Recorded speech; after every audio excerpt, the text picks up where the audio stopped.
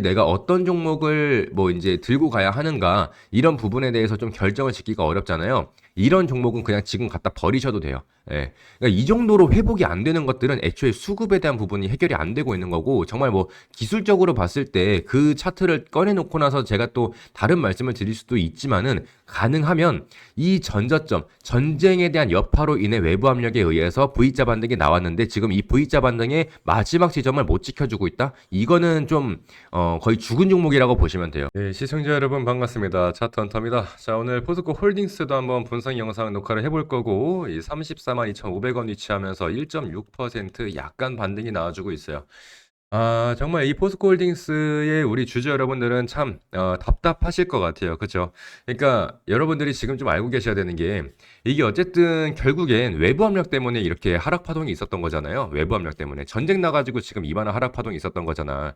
근데 지금 솔직히 좀 많이 빠진 것 같다라는 생각도 드실 거고 그리고 너무 지지부진하다라는 생각도 드실 건데 이게 이렇게 말씀드려도 되는지 모르겠는데 우리 주주 여러분들 잘하는 거 있잖아요. 기다리는 거 잘하시잖아. 보스코홀딩스는 기다려야 돼요. 어쩔 수가 없어요. 기다리는 거 참 이제 물론 우리가 잘하려고 기다리기만 하려고 보스코홀딩스를 매매하신 건 아니겠지만은 기다리면 됩니다. 보스코홀딩스 기다리면 되고 뭐 오늘도 뭐 차트에 대한 분석 뭐 이것저것 많이 말씀드리고 싶은데 제가 뭐 삼성 SDI며 뭐 포스코 홀딩스며 계속해서 이제 분석해 드리는데 사실 이게 변동성이 없어요. 변동성이 지금 변동성이 뭐 나와줘야 제가 뭐 드릴 말씀도 있고 할 텐데 변동성이 없어요. 그래서 제가 뭐 어제도 그렇고 뭐 저번 주부터 계속해서 얘기하고 있지만 결국 호르무즈 해협은 봉쇄가 끝날 수밖에 없다. 호르무즈 해협에 대해서 지금 뭐 최근에 어제였나요? 지금 뭐 이제 최근 어쨌든 호르무즈 해협에 대한 봉쇄가 약간 완화될 것이라는 이제 기대감 때문에 미국 증시도 그렇고 국내 증시도 약간 반등을 보이고 있는 모습입니다.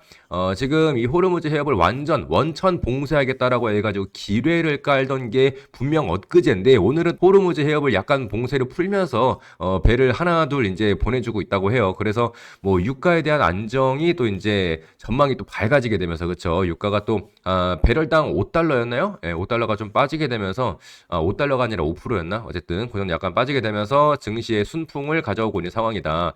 자, 이 포스코 홀딩스의 입장에선 또 우리가 어떻게 봐야 되느냐? 이런 부분들 말씀드릴 건데 이거는 또 단기적인 분석을 한번 해보도록 하겠습니다. 단기적으로 봤을 때 우리가 이 포스콜디스는 너무나도 명확하게 나와 있죠. 그런데 지금 보게 되면 요 자리 있잖아요. 요 자리 지금 변곡점부터 해서 형성점 그리고 도달점 여기서 반등 나오는 것까지 체크했는데 지금 이 추세선 뭐라 그랬어요? 제가 이 추세선을 작도했을 때 똑같은 자리에서 그러니까 배열이 지금 역배로 넘어왔죠. 정배열에서 역배로 넘어왔어요. 자, 이 상태에서 다시 한번 이 추세선을 맞게 되면 어떻게 된다? 저항을 맞고 빠질 수가 있다. 그래서 지금 같은 자리가 굉장히 좀 중요하다라고 말씀드릴 수 있겠고 요 자리에서 뚫어내는 자리 나오면은 그 다음은 또 어디예요? 그 다음은 지금 요 자리죠? 요거 35만 5천 원 정도 요 자리에서 다시 한번 또 저항을 맞을 수가 있어요. 그러니까 지금 단기적으로 봤을 때는 저항이 계속해서 남아있어요. 저항이 다 이게 저항이야. 저항인데 여기에서 또 이제 포스코홀딩스가 얼마나 또 매수에 대한 매수세를 또 불러일으킬 것인가.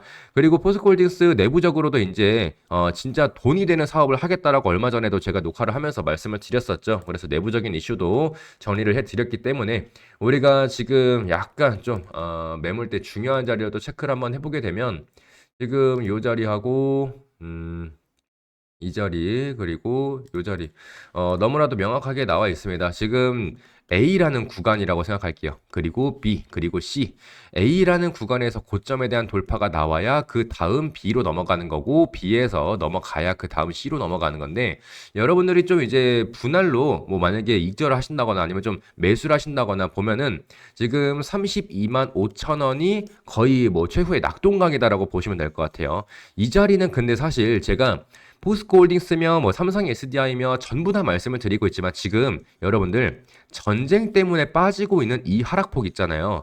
이게 패턴이 대부분 비슷할 거예요. 이만큼 빠지고 나서 대부분 다 V자 반등이 나왔죠. 그렇죠. V자 반등이 나왔는데 이 V자 반등이 이만큼 나오냐 아니면 이만큼 나오냐 이건 달라요. 근데 중요한 건 뭐다? 나온 지점은 다 정해져 있단 말이에요. 그죠? 나온 지점은 다 정해져 있는데 이 자리가 깨지면은 그 종목은 그냥 그 자리에서 끝인 거야.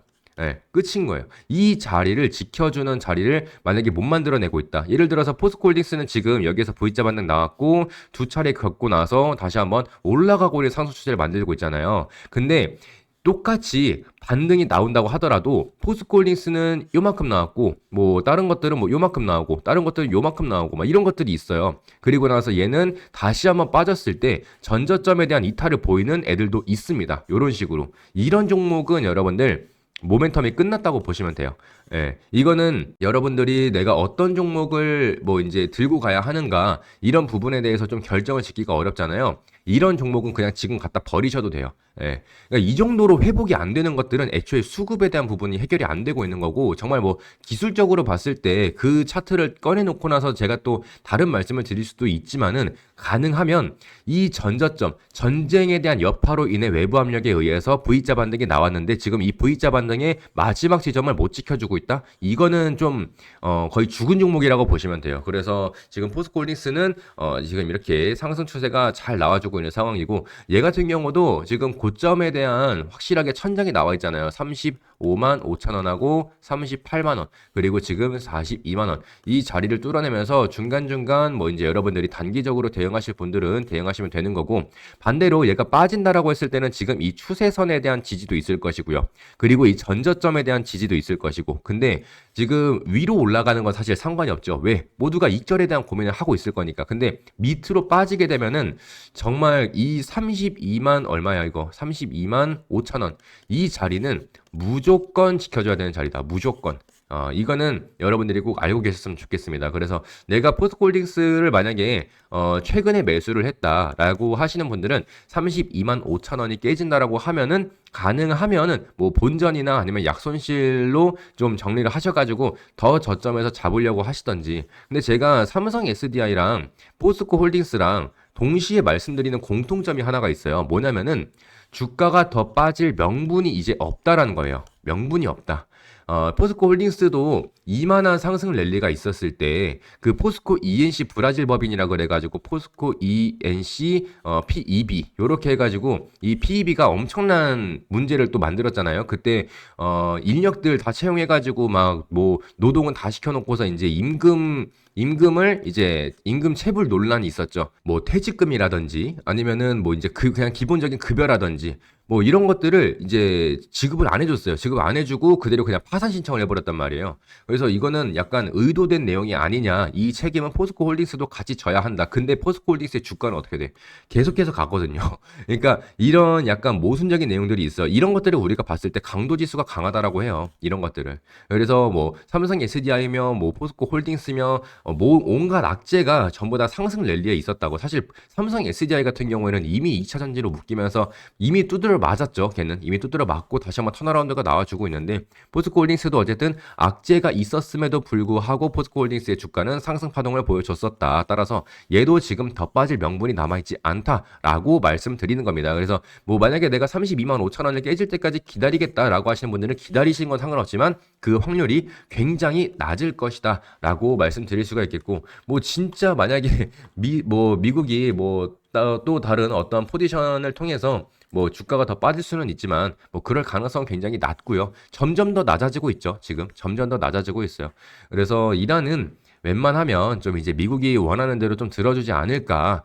그리고 이제는 여러분들 그거 아셔야 돼요. 하메네이가 15시간 만에 사망을 했죠. 그리고 그 하메네이의 자리를 이을 모든 후계자들도 동시에 죽었어요. 동시에. 근데 딱 한 명 누가 살아 있었어? 모즈타바가 살아 있잖아요. 근데 이란도 잘 생각해야 돼. 모즈타바까지 죽으면 어쩔 거야? 모즈타바까지.